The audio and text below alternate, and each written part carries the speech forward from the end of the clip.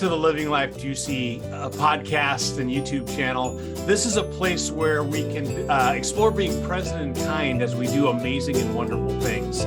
I've got a couple other channels for you to check out. One is the Growing People podcast and YouTube channel, and that's where we create resources for others to use in order to use in their training. And one of the things I'm working on right now is creating explainer videos, so that instead of talking and transferring information, here's a 2-minute video that you can use to start a discussion and to work on different topics. Let me know what topics you're interested in, because I'd love to make them for you. The other thing that you can check out is intowisdomgroup.com. And that's a place where you can see all the different stuff that our organization does.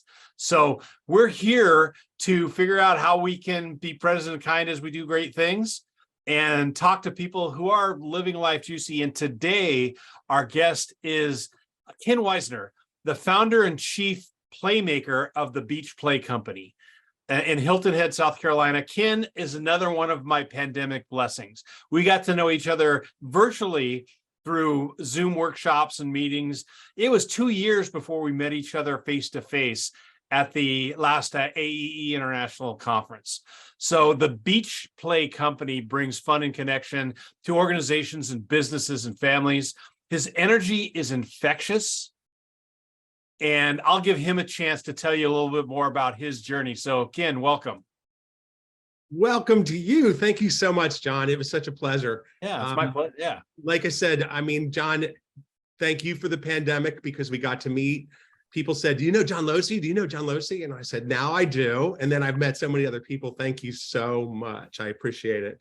Well, you add so much to the conversation, and I appreciate what you bring to the table. So, well, your work is invaluable, and you're like, you get me. So even though we all have different genres on how we do what we do, you get me. And so I know we've had many discussions before ChatGPT on, like, how do I write this, John? How do I do this, John? So thank you. First, thank you. Yeah, as we step into this, I want to know a little bit more about, like, how do you describe what you do? Tell me a little bit about that. So that's a great question. So in a nutshell, we use games and play to connect people. We use games and play to connect people. I live at the beach. I've lived at the beach for my whole life. About 24 years ago, I got involved with a group that did team building. I was a facilitator trainer.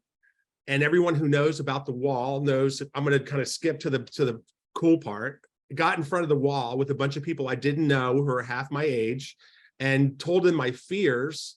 And at that moment, I was like, okay, this is what I've got to do. And then I kind of go back to the point where Montessori school also taught me that you learn by doing, experience, and reflecting, instead of learn by sitting and learning so you forget. So that kind of started my journey. I do live in a resort. I have people that come and go. There's two sides to my company. The one side is families that come on vacation in June, July, and August. I set up, beach Olympics, field day for them, and we just have a blast. And it's not really team building, but it's definitely family building. And then the other side is something that was really the beginning of my company, was the idea that I know that the groups are coming to, we have 5 oceanfront resorts. I know they're coming. I know they'll be here for 3 or 4 days. I know that they're going to sit in a conference room most of the time and be very close to the beach. They're going to eat, they're going to sleep, they're going to drink. But I always say, what else are you going to do? So I do organized fun on the beach for people. We can call it team building. We can call it team bonding. But basically what it is making memories, taking them to the beach, and having fun. That sounds like, it sounds great. So you talked a little bit about how you got there, but I want to hear, like, the Ken Weisner origin story. Tell me a little bit about the path that you took, and especially like what led you to start this company, and what in your past kind of contributes to what you're doing right now. I'm smiling like big because I've always been an entrepreneur. I guess when I was younger, I had a lot of jobs and I worked a lot of different things, but I never really was comfortable doing what I did, except for a short time. My favorite was obviously bartending and in a resort town, making a lot of money. And I won't even incriminate anything else. But so my first real opportunity was, I was a manager at a bar, and I realized that that's not what I wanted to do. And I started working out. I played college soccer, and I started working out, and I realized that there was an opportunity to be a personal trainer. So that was my first really entrepreneurial business. I had a personal training business called One on One. I had a highly recognizable client for the first one. Next thing you know, I'm just kicking, you know what? I've had one after the other. I mean, I literally was training 10 people a day, hour after hour. And then I got involved, like I said earlier in the story, with this group doing team building. And then I kind of sold off some of my business to some other trainers and started doing this team building thing. I traveled around. Beginning of the exercise ball was something that I thought was really kind of cool. So I would do like workshops called Get on the Ball. And then I would also sell myself as a team builder. So if you're going to hire me to come to wherever you're going, I'll do like the spouse program, or I'll do this. I'll show you how to exercise with a ball. 2007, 2008 came, the economy crashed. I had to get a job. My first job was selling construction supplies. And that was really my first job. I was probably 45. It was intriguing, but after about 2 years of doing that, I got recruited to work for a recruiting company, being a business development person for a staffing agency locally. And that was kind of fun because that gave me an opportunity to see different businesses and how they ran, whether it's a doctor's office, whether it was a landscape and golf course maintenance, whether it was a factory. So that was kind of cool. And that what it really kind of got me excited about, and I've always been excited about, is leadership and how do people lead and how do people, keep their hires. And so to really kind of, to make a long story short, I always had this dream of doing this company. And I sat down with a friend of mine who lives in Bluffton, which is about 40 minutes away from here. And we sat down, he's known me forever, and literally just talked and talked and talked. And by the time I got home, 40 minutes later, he had sent me Beach Play Company. He had like dreamed up everything that I talked to him about. And I started my company. The idea in the beginning was, like I said, corporate. And it was hard because you're trying to start a new business, and local people kind of like, oh, I know you as something else. I'm not, whatever. So I went after families, because families were another. My ex-wife used to work in that business, and I realized how much, people here spend between $5,000 and $30,000 a week just to rent a house, just to rent the house. So that was good. I had a mixture between the two. I didn't know which way I wanted to go. And then COVID hit, and then I really went after families because the corporate was gone. And then once the corporate started coming back about 1.5 years ago, it's been really, really good because people are coming here. They haven't seen each other in a long time. And we just get on the beach and have fun. So really, I'm an entrepreneur. I'm always looking to get people excited about life. I ride up and down the beach and I see people just sitting there playing on their phones, and dolphins are jumping, and sunsets and stuff, like, hey everyone, have some fun. And I've always liked to play. Play is like, makes you a child. I look at my relationship with the youth group, with my grandkids, with my own kids, just like to have fun. So I'm curious about, because talk about, okay, so played soccer. I know you coach soccer, personal training, bartending, recruiting, construction supplies, all these different things. What is it in you that allows you to jump into all the different contexts? And what are your attributes, or what about you that gets you into this entrepreneurial spirit? What do you think it is? Is it OCD? Could be. Is it boredom? Yeah. I joke around that I'll say that, okay, I like to say I have a diverse work history. Others say I just can't focus. Well, I think that's those 3 letters, right? Yeah. I did a podcast just recently with our local chamber, and they asked me that question. And I said, there's a song remember that song called One Thing Leads to Another? Yeah. And when you're younger and you're in these jobs and you really don't I'll turn 62 on Friday. So I'm kind of old. I know I look like really young, but I'm old. But one thing leads to another. So every single thing, even though you might have dreaded it at the time, was leading me to something else. And like I said, when I was in bartending, I saw bad leadership. When I was in staffing, I saw bad leadership, but I endured it. I learned, and I saw different things. And then everything that I've ever done, whether it's getting up in front of a group of people a long time ago, whether it's coaching, like you said, I used a lot of those techniques of team building when I was coaching. I coach the high school soccer team here. I coach my kids. They still like me, which is good. They still call me coach. I just knew what I wanted to do. That moment that I stood in front of that wall, and all you facilitators, you know what I'm talking about. It was just like, this is what I want to do. And I couldn't see it. I couldn't see it. So I just kept looking and looking. And then I finally just said, I'm not giving up on this. I'm just not. And when COVID hit, it was like, whoa. And that's when I met you, and I met Jim, and I met Chris, and Michelle, everybody. But I'm just not giving up on it because it's what I have to do.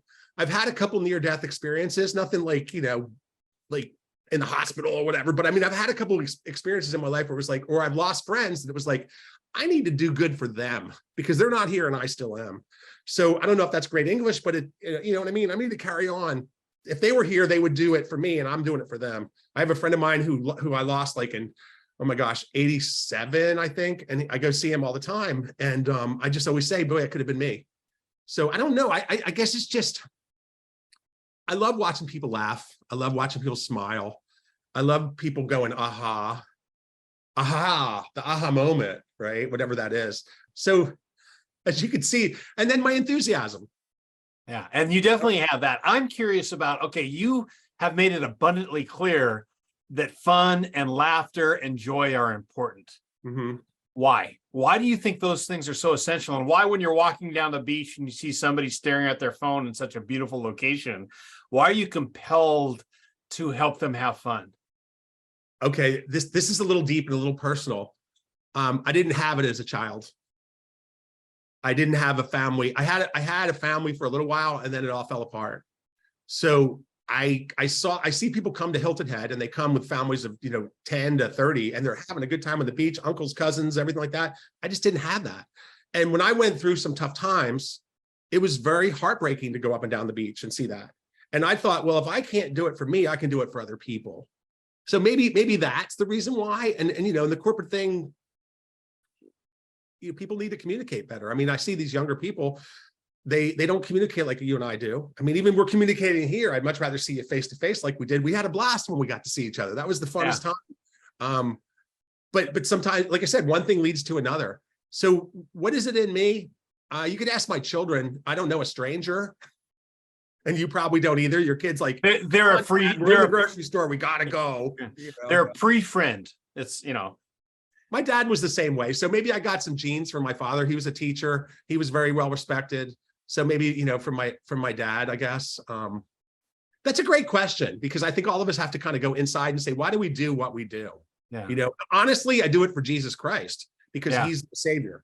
I mean, and I didn't know that for a long time. So there's another piece that came too, like through all the dragging through the mud, where it was kind of like, okay, I've done like everything. I give up. And I'll let you take the wheel. And I think ever since I've done that, it's been so much more peaceful.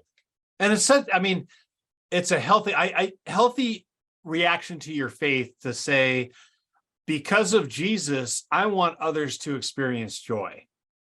And I would say there's a lot of people outside of the Christian faith who would look at Christians and do what I think it was Nietzsche. He said, I love your Jesus, but you Christians need to inform your faith about the joy that he brings. I've heard a pastor say that. I've heard a pastor say that. We have such, and to bring not judgment, but joy, and to come alongside is, I don't care where you are at right now. Mm-hmm. I need to love you. And that's such a powerful thing. So, and I do think, I think that's essential in the workplace, is to explore the stories you tell yourself that you don't even know you're telling yourself. Sure. So when you step in back and you say, you know what, it might be the fact that was a hole I had growing up, and now I'm trying to fill that hole, that can help you be so much more intentional about what you do. That's really, that you hit the nail on the head. And then, the Bible is my guide. And the Bible basically says, don't stand on the street corners and beat your chest and say, I'm a Christian. Just be who you are. And then people say to me, what kind of drugs are you on, bro? How much coffee did you drink, bro? And I'm like, and I don't have to tell them, and I think that's just, I get goosebumps right now thinking about that. Thank you for bringing that up. Because it's and I hope that people look at me and see Jesus. And I know I got a heck of a lot of flaws. Yeah. And I screw up. I'll do things that don't exactly match that. But ultimately, I can't let that stop me from trying to care about people. And a lot of people say, I can't do that until I'm perfect. No, I'm not. No. Well, it's funny you brought that up a little earlier, and I said something, but I'll bring it up again, is that the fact that people see the old you instead of the new you. So like people really can't like that, like him. No, Right. You know what I mean? He's crazy. But we all grow, and we all have to learn from our growth. And I think that's the coolest thing about being a facilitator in experiential education. Like Chad Littlefield and Will Wise's book, Powerful Questions. That book is so powerful because you ask yourself those questions. Because before you can ask somebody else those questions, you need to have a good idea what you're thinking and what your intention is. So I think it's been a really great ride in the last couple of years. Whether I've been successful or not, I'm like at peace. So being at peace is easier for me to kind of be like, woohoo, like we just discussed, I'm going to get ready to do 185 kids first day of school. Woohoo! Yeah, and it's a blast. Hey, okay. Going back to that idea of becoming new or transitioning, and you've had, a transition from, everything, soccer player to bartender to working internally to all these different things. I want take a moment and think about like what was your biggest transition and how did you navigate that? So what was your the biggest transition you've had, and then what were some things that were challenges, or how did you overcome those challenges? Just talk a little bit about moving forward. Gosh, the first thing that comes to mind is divorce. Gotta be, and I'm gonna just kind of leave it at that, and I'll find something else to talk about. But I think all of a sudden you change. I'm not who I was. I'm not. It was brutal, and gosh, I'm like a loss for words on that one because it's a tough one. That and losing friends, like I earlier, right. Like all of a sudden I'm talking to you and next day you're not here anymore. And I'm like, what? And then becoming a Christian and be like really saying, like, it says, well, you have to believe, but you can't see it, but you have to believe and learn to believe and learn I don't know who told me this. One of my former bosses was like, act as if. So like right now, you and I have been talking about that. We're not as busy as we want to be, but we got to act as if it's going to come, and it's going to come. It's going to come. It's just a matter of acting as if. So those three things that you mentioned, that you mentioned are identity shifts. Yeah. Like you in a big way, part of you literally in your friends, part of you died. Yeah. In your divorce, you are no longer, that is your identity. Mm-hmm. And same thing with Christ.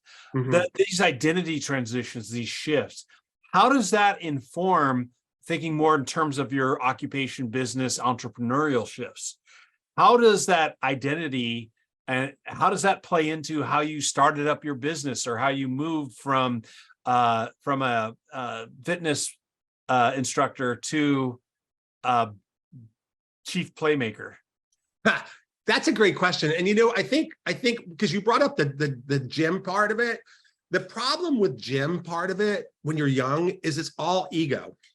Like, look at me, look at my trainer, look.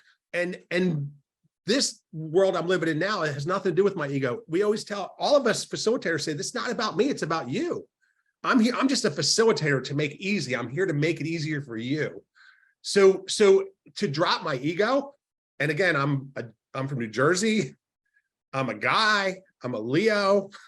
There's a lot of issues there, and but to finally learn like how to be happy with myself, and then you can shine on other people. Is that the answer? That's kind of what I think. Because you keep on asking me kind of the same question, and I'm trying to answer it with a lot of right.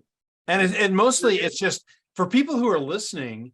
I've got my dozens of followers all come from really different places. Some of them come from the facilitation world. Some of them come from entrepreneurial world. Some of them are creators. Some of them are inside the corporate world. And what I think what you're bringing to the table, it's more fundamental than the facilitation experiential part.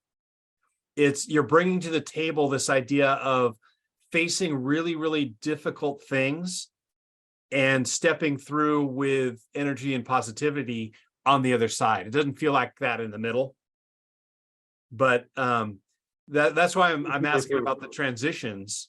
Mm-hmm. Because instead of sex, drugs, and rock and roll.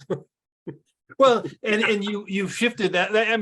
we've all come from different places, Mhm. but what I'm curious about is how it ended up with you playing in the sand with business people and families. And ultimately, how did it get from ego in the gym to it's not about me anymore, it's about this group of people connecting and coming together? I guess it goes back to what again, we're going on the Bible, where the Bible says, put other people first, love your God with all your heart and all your soul, and love your neighbor as yourself. And I've always said, if you can't love yourself, you can't love your neighbor. But if you got to love God, then you got to love yourself, then you can love your neighbor. So I think it's just putting other people first. And again, this is seriously deep, but it's very sad, but hopefully this will help somebody. My father, who we never really got along, he was the kind of person, I did something for you, what are you going to do for me? I did something for you, what are you going to do for me? And that was ingrained in us. And it was sad because it's what ruined my life for a long time. And until I realized, and the anger that I had, until I realized that, then once I could get rid of all that and said, well, you know what, he only knew what he knew. A Road Less Traveled, remember that book by Scott Peck? And it's kind of like, well, he didn't know any better. He just learned from his parents. And we could go on and on for that. But once I kind of did a lot of introspection and said, you know what, let's just live one day at a time. You know what I mean? And not be so angry at my parents, and not be so angry at my ex-wife, or not be, but angry at myself. But at the end of the day, the transition piece was, I'm not employable. Because I look at these people who I work for and I'm like, what? Like, how did you get that job? And I'm being mean, but I'm being serious. So I just thought if I can make a difference in the world, I think youth group was one of the biggest pieces. And you and I have talked about that many a times, whereas, you have a big responsibility with middle schoolers and high schoolers to talk about Jesus, but also not to talk about Jesus, but just to act who you are. You know what I mean? So like it was funny because my youth pastor, Steve, hi, Steve. He was a youth pastor, so he couldn't really be real, but I was the guy who would put the kid in the headlock and say, come here, come on, let's go. And so, but at the same time, I had to walk what I walked because I saw them out. This is a small island. And so, oh gosh, that's a great question because and I do it for my children because I think the word survivor is an important piece for all of us too. We all survive through all this. We have to be a chameleon. We have to learn how to change quickly. Like you went from this to this. Like I've had, and you and I both, we've had surgeries, right? So all of a sudden it's like, oh, I have a new knee, I have a new hip. But thank goodness, because if I didn't have it, it wouldn't be any good. So it's just a matter of trying to shine your light on people without being egotistical, without look at me, right? Because I look back at my personal training years, which I did that for 20 years, okay? 20 years of being my own boss, working for myself, having people come in, and there was just so much ego. And it was the times too, the 90s, Right. I dealt with a lot of very wealthy people. I had a lot of bad secrets in my head that people told me. So I feel like I got a second chance in what I'm doing now. And as to be able to like spread joy, spread love, spread communication, trust. Yeah. And not me telling them learning on by doing like I did. Yeah. Does that sound right? And I think I look at you and I knew a little bit about some of the stuff you're talking about, and thank you for opening up and sharing more. Sure. But it's about you're not denying any of that. And that means that you're not just surviving, you're thriving. And you're using all this history to move you into a place where you're bringing joy to people by playing in the sand. And that's a great way to look at all these, like we talked about the transitions and your identity shifts and how your faith played into that. And all that leads you into who you are right now, whether it's playing with the corporate people who, man, they might be really talented when they're sitting behind their desk at the C-suite, but when it comes to being real people, that's what you're bringing to them, is saying, yeah, you might have some talents behind the desk, but you need to be far more talented when you're not behind the desk. Because that's, I don't need to say that. I don't need to say that. They learn it by doing it, right? Exactly. They go, oh, I didn't know that about you. Yeah. Right? You're not putting out a video. You're not doing a presentation. What you're doing is you're putting them in a place where they can explore it and discover it. Yeah. Right. Set the table. Yeah. Yeah. Yeah, no, it's super cool. And it's cool to watch people go, aha. I just told a story on the podcast I did last time about these two girls that I put together randomly. You know how we put people together. And I found out like 3 years later that they weren't friends, but they became friends. And, you know, again, as a facilitator, you facilitator people, we see things that happen, but we don't see everything later on, unless you're working with that group over and over again. I work with groups a lot of times where they'll come back once a year. Or I just had my group for the 3rd year in a row. It was wonderful. Like we were all hugging and we're all Facebook friends and it was great. But you don't see the fruit of your labor a lot of times. And I always tell people in my pre-speech, whatever, that like you're going to have an aha moment. You might have it now, you might have it on the way home, you might have it in the shower, you might have it 3 years from now, but you'll go, I didn't think I could do that, or I didn't think you could do that. Yeah. Or well, thank you, business, for doing this. Yeah. If there was one thing, like, let's talk to the entrepreneurs out there. Okay. Hi, entrepreneurs. Yeah. If you could give them one insight or bit of advice, what would you say to somebody who wants to start a business or has just started a business? Well, I go back to that one thing leads to another, because you have no idea what is going to lead to the next thing. Focus on like what makes you happy. And then just follow that and try a lot of different things, I think is important. I think, it's different from our parents. Our parents had one job for 30 years, they retired. Our generation, mine and your generation, maybe a little less jobs, but now they're really jumping jobs. What is it that you wanted to do? What is it in your heart that you want to do? What if it was your last day on earth? And that's why I haven't given up. I look at I love Jim Valvano, don't ever give up, don't ever give up. You know what I mean? What if that was you? What if that was your last day? And then what if you were sitting in your own funeral and people were talking about you? What would they say? And again, it's not what it says on your gravestone. It's what you left on their heart, what you left on their heart. I think that's so cool, because I've made some really fun friends just because, but again, I'll go back to anybody, like when you first start something, people are intimidated, they're scared, they're worried. And being able to win them over, like in that first second or two or minute, is such an important skill. So they feel comfortable. So, but going back to your question, I'm bouncing a little bit. There's my OCD. Follow your heart. One thing leads to another. I look at like my staffing career. That was not a lot of fun because, you hire somebody, I've been talking to John forever. John, I want you to hire a secretary. You finally hire a secretary for me, and that secretary doesn't show up. Like that's a hard job, man. And anybody who's been in recruiting, it's a hard, and they make a lot of money, but it's a hard job. But I learned a lot, right? I learned so much. I learned what not to do. Yeah. Hey, would you change now, talking to the people who are in the corporate world, would you change that advice at all when you're talking to the people who show up on the beach who are from a corporate or from an organization? What would you change that advice at all to the people who are already inside and not necessarily trying to look for something new? That's a good question. Would I change that advice? Yeah, picture yourself. Hopefully, before we get to the advice, you're happy with where you are. A lot of people it's different because like my kids were gone when I made this decision to go off on my own. Even I was lucky that my ex-wife, she had a really good job and I was able to be a personal trainer and she was able to work with me. And it was a very lucrative little business going there. Now of course, having your own business, you have all the advantages to that.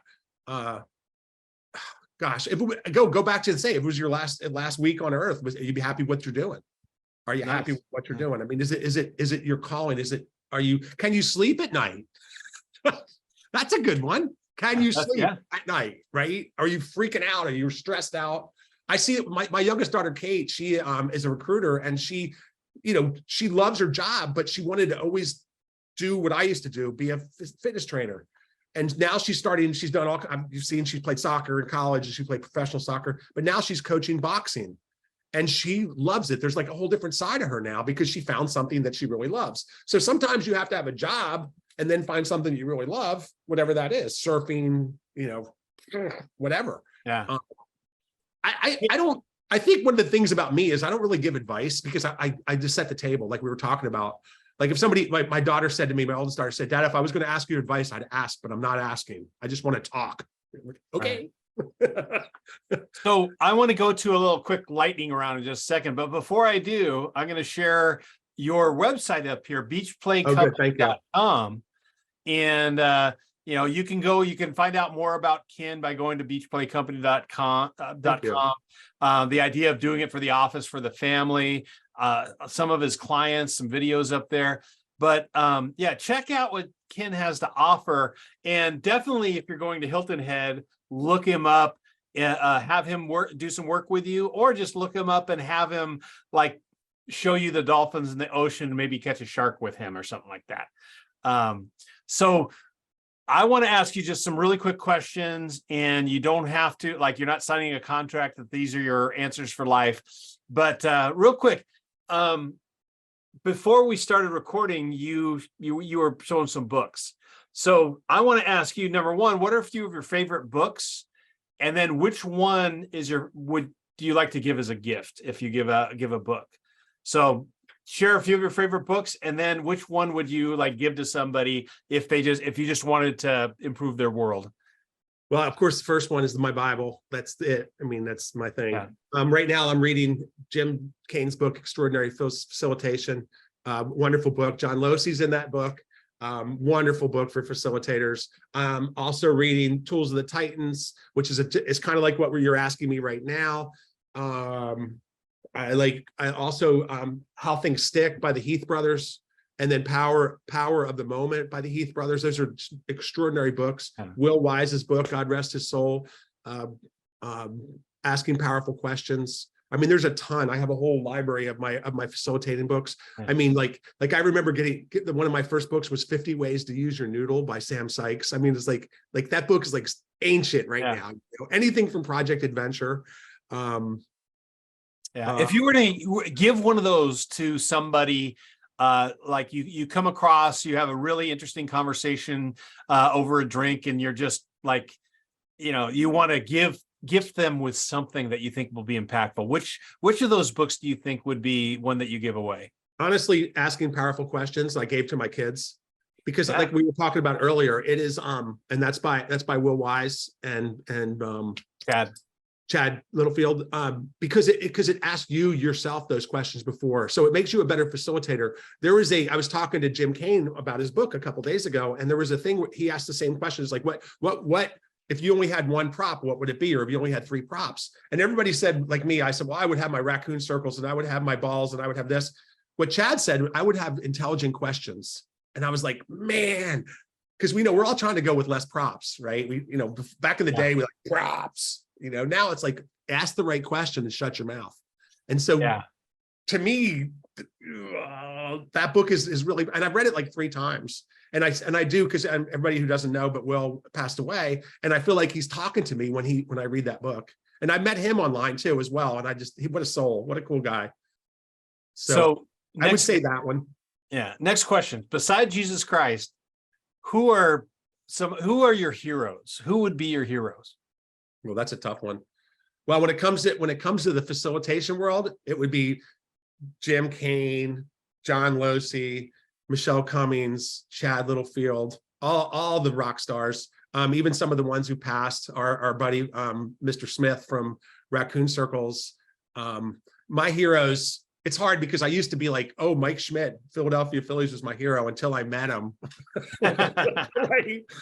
It's hard for me to have any heroes other than people I look up to. We were talking earlier before we started about large group facilitators who can get up in front of a group of 300 people, one person, and get them going. They're my heroes. Mark Collard, that's Mark Collard is, wow, Mark, you're amazing, that you can do that. Because if you look at his videos, that's what we were talking about Simon Says. Can you do Simon Says with 300 people? Can you sleep at night the night before you do that? Right. Next question. Yeah, next question. I think you've already answered it, but I'll put it to you anyhow. What do you think is the most important thing to remember when you're leading a group? Shut up. Tell me more about that. Why? I think because I'm a talker, I want to just talk, and having some quiet time and let them think. I think because not everybody is me or you who can think on their feet right away. And so sometimes people have to process. And so a lot of times, almost every time when I get people to the beach, I just give them a few minutes just to process the fact that they're looking at the Atlantic Ocean, they're on the beach, they got sand at their feet.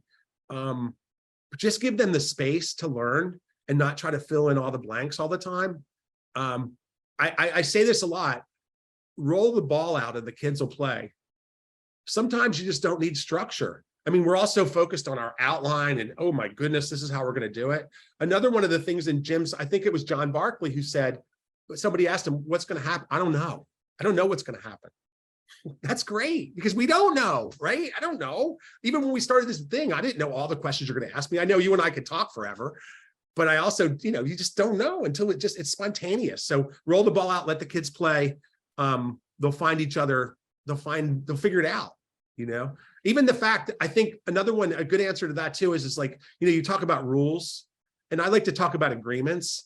So it's not about me, it's about them. So when they play, they have to agree that they want to play, not my rules, their rules, right? You want to everybody have a red Solo cup full of beer? Great. As long as everybody's okay with that, right? So I think that, and then giving them, and the other one is giving them that out that you learn from Project Adventure, that challenge by choice. It's like, you guys can, anytime you can step away, anytime you can come back, you're not going to be punished for that, but you can't leave, So last one on the lightning round here. Who or what do you find yourself quoting most often? It could be an author, a movie, a leader, but what's your favorite quote? That's a good one. Obviously it would come from the Bible, but I'll find something else here. The one from the Bible is James, and it basically says, be thankful for the trials and tribulations that you go through, because they make you stronger, they give you perseverance, and that'll help you finish the race. I have to tell myself that a lot. And I think when I was a younger person and I heard that for the first time, I'm like, BS, what? You think I'm supposed to be happy about this? And so now you see later on the cyclical nature. When we used to do youth group, when you're trying to talk to a 15-year-old about ups and downs of life, it's hard because they've never been there. Some of them have, but most of them don't have the tools to be able to handle that. Oh gosh, a quote. Right now, it's kind of like, I don't know. That's a good one. I don't know. I think James. James, what about, I know that you and I passed around some of the, like the Plato quote. Oh, duh. Thank you. On the back of my business card, hello, you can learn more about a person in an hour play of the year conversation. Hey, that's the one. Yeah. It's on the back of my card. Well, like you said, Ken, we could go on like this for hours and just explore. And again, there's some things I want to hit in the podcast, as you see, that's what this is about. Yeah. But when we just have conversations and there are no rules, we go all over the place. And while that's fun for me, it may not be fun for listeners. And so we need to do this again and maybe do a little bit more free form. But Ken, thank you for showing up today. Thank you for who you are and where you've come from and where you're at right now. And I want to remind everybody that you can find out a bunch of information about Ken on his website, beachplaycompany.com. And thank you for being here. And I'm looking forward to our next conversation. Thank you so much, John. I hope that our conversation helps other people. I know you've helped me a ton. All the people that I mentioned, thank you so much. If you're watching, you know who you are. And John, I'm looking forward to collaborating on the next time we do this. Thank you so much.